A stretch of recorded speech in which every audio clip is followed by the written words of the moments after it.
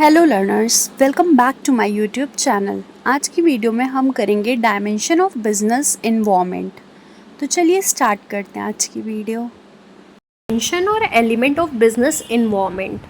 अब डायमेंशन या एलिमेंट्स क्या क्या होते हैं? Business involvement consist of external forces जो कि डायरेक्टली या इनडायरेक्टली अफेक्ट करती है फंक्शनिंग को किसी भी बिजनेस एंटरप्राइज के। अब जो ये एक्सटर्नल फोर्सेस होते हैं इसको दो कैटेगरीज में बांटा गया है, जनरल इन्वॉल्वमेंट और स्पेसिफिक इन्वॉल्वमेंट। जनरल इन्वॉल्वमेंट वो हो गया जो इनडायरेक्टली इन्फ्लुएंस करता है किसी भी वर्किंग के किसी भी बिजनेस की वर्किंग को। ये इंक्लूड करता है economic, social, political, legal and technological involvement को। On the other hand specific involvement क्या होता है? ये डायरेक्टली इन्फ्लुएंस करता है किसी भी बिजनेस के वर्किंग को। ये इंक्लूड करता है customers, owners, investors, supplier, creditor, employ, trade union, competitor, government etcetera. Economic involvement. अब इकोनॉमिक इन्वॉल्वमेंट क्या होता है? Economic involvement refers to all those forces who have economic impact on the business activity. Economic involvement वो सारे forces को वो सारे forces हैं जो कि बिजनेस की एक्टिविटी पे इकोनॉमिक इम्पैक्ट डालते हैं, जैसे इंटरेस्ट रेट हो गया, इन्फ्लेशन रेट हो गया, change in disposable income of people, stock market, value of रूपी। ये सब क्या है? इकोनॉमिक फैक्टर है जो कि बिजनेस इंटरप्राइज के वर्किंग को अफेक्ट करते हैं। हर एक इकोनॉमिक फैक्टर या तो वो अपॉर्चुनिटी की तरह आएगी या तो थ्रेट आएगी किसी भी बिजनेस इंटरप्राइज के लिए। फॉर एग्जांपल मान लीजिए डिस्पोजेबल इनकम पीपल की बहुत ज़्यादा बढ़ रही है, किसकी वजह से? Due to increase in domestic product of a country. उसके वजह से क्या होगा? डिमांड आएगी प्रोडक्ट की। सेकेंड, अगर ईजी फाइनेंस स्कीम आ रही है बैंकिंग सेक्टर के रिफॉर्म्स के वजह से, तो इससे क्या होगी? डिमांड्स जो है कार्स की वो बढ़ जाएगी। Third, rise in inflation rate. अगर इन्फ्लेशन रेट बढ़ेगा तो इससे क्या होगा? प्रोडक्शन कॉस्ट भी बढ़ेगा और इसकी वजह से क्या होगा? प्राइस भी रॉ मटेरियल और वेजेस का बढ़ेगा। Next topic is social involvement. Social involvement represent the custom and tradition, value, culture, social trend, belief, norms and ethics of the society in which business enterprise operate। तो social involvement क्या होता है? वो सारे custom और tradition, value, culture, जो भी social trend होते हैं, बिलीफ होते हैं, नॉर्म्स होते हैं या एथिक्स होते हैं कोई भी सोसाइटी के जिसमें बिजनेस एंटरप्राइज ऑपरेट करता है, उससे हम कहते हैं सोशल इन्वॉल्वमेंट।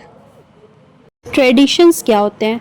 ट्रेडिशन ऐसी सोशल प्रैक्टिस होती है जो लास्ट करती है, चली आ रही होती है बहुत ही ज़्यादा डिकेड्स से, दसों साल से और even centuries. For example celebration of festival like Diwali, Eid, Christmas, Guru Parv etcetera provide significant financial opportunity for greeting card companies, sweet shop, gift shop etcetera. अब जो जैसे फेस्टिवल्स वगैरह आते हैं, दिवाली हो गई, ईद हो गई, क्रिसमस हो गया या कोई भी, इससे क्या होता है? बहुत अच्छी फाइनेंशियल अपॉर्चुनिटी मिलती है ग्रीटिंग कार्ड कंपनीज़ को, स्वीट की शॉप्स को उनकी सेल्स इंक्रीज़ हो जाती है, गिफ्ट शॉप्स को उनकी भी सेल्स इंक्रीज़ हो जाती है। वैल्यूज़ क्या होते हैं? ऐसे कॉन्सेप्ट जो सोसाइटी होल्ड करती है इन हायर स्टीम, जैसे इंडिविजुअल फ्रीडम हो गई, social justice, equality of opportunity and national integration are some example of values.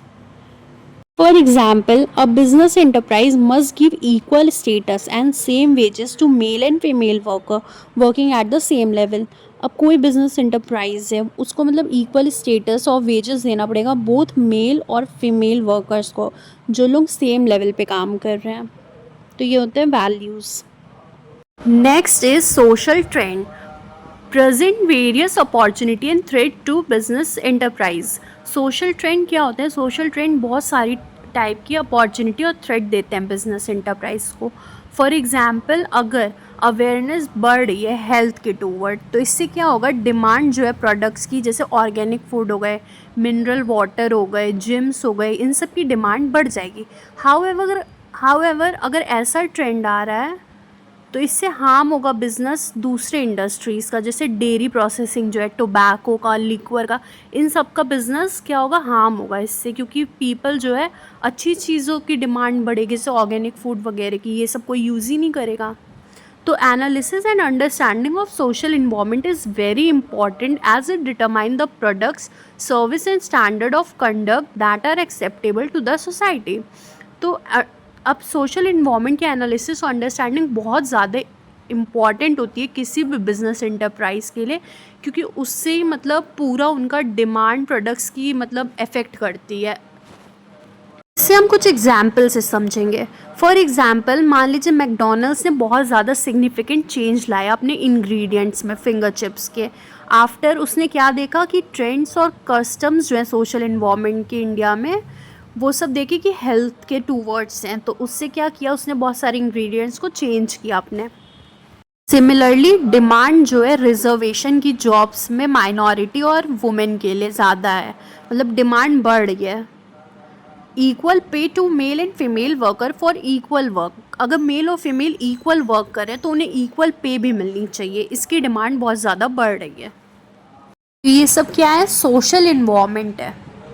Next, technological environment.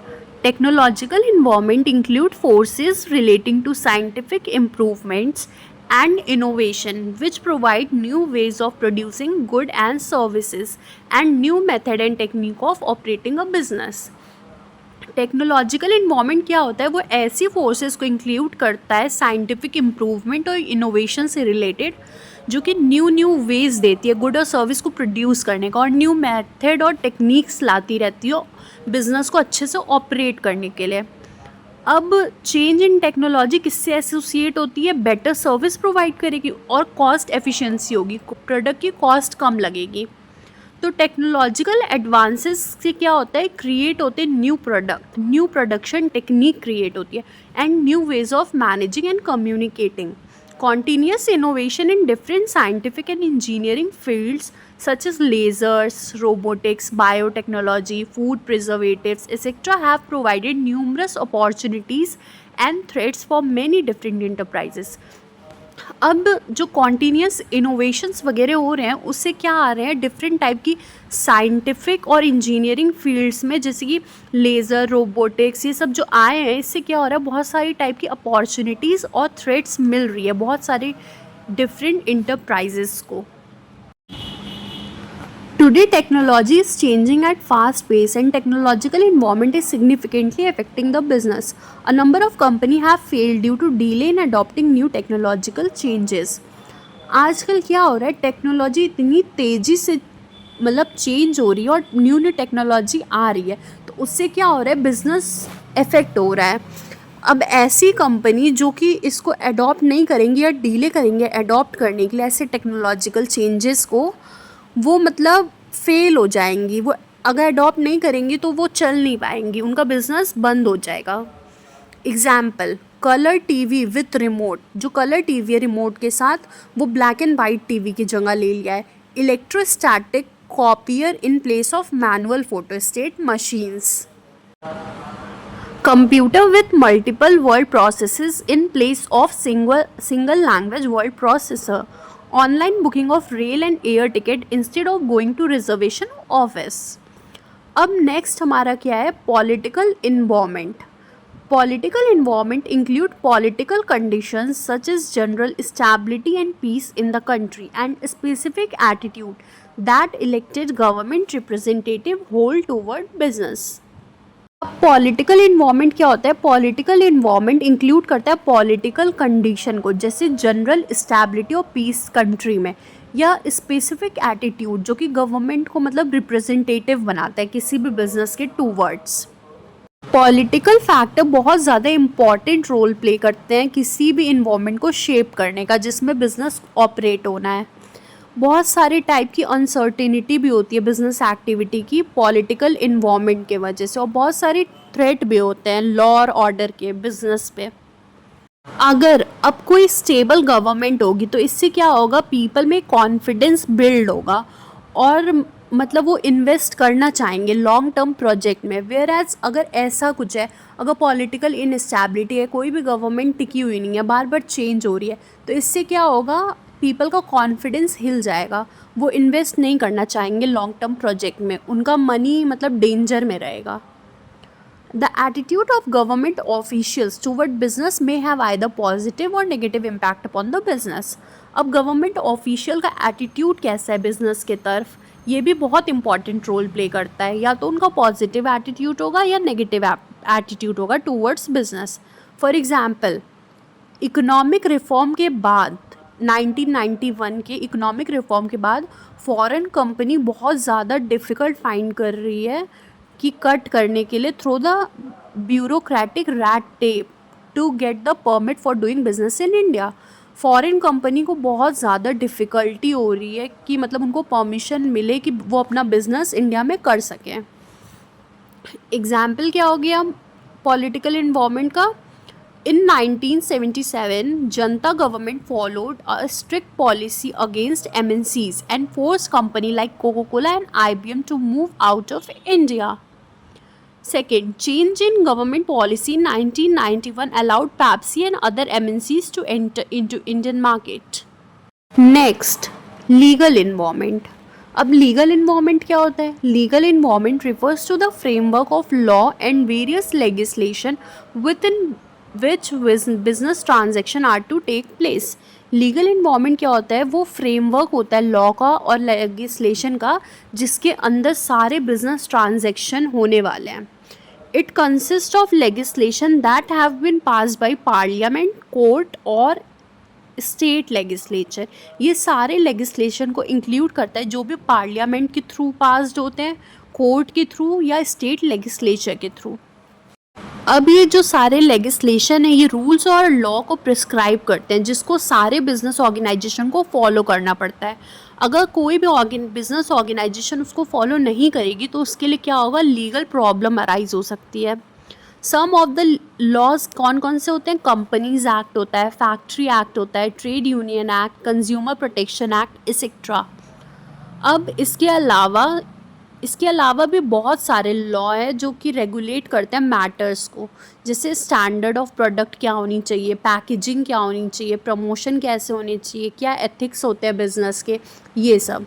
जैसे इंडिया में सिगरेट की पैकेजिंग पे वार्निंग हमेशा होनी चाहिए कि cigarette smoking is injurious to health. अगर कोई भी सिगरेट मैन्युफैक्चरिंग कंपनी अगर मान लीजिए अगर ये वार्निंग नहीं लिखता है उसके पैकेजिंग में तो इससे क्या होगा, उसको लीगल एक्शन फेस करना पड़ेगा. Example, alcohol beverages are prohibited to be advertised on television. अब कोई भी अल्कोहल के जो भी होते हैं कंपनीज वो मतलब टेलीविज़न पे एडवर्टाइज नहीं कर सकते हैं. कंपनीज जो भी कोई हैज़ार्डस गुड्स बना रही है उसको मतलब फॉलो करना पड़ता है provision of bureau of Indian standard act 1986. I hope आपको वीडियो पसंद आया. अगर वीडियो पसंद आया तो do like, subscribe, share and comment. Thanks for watching.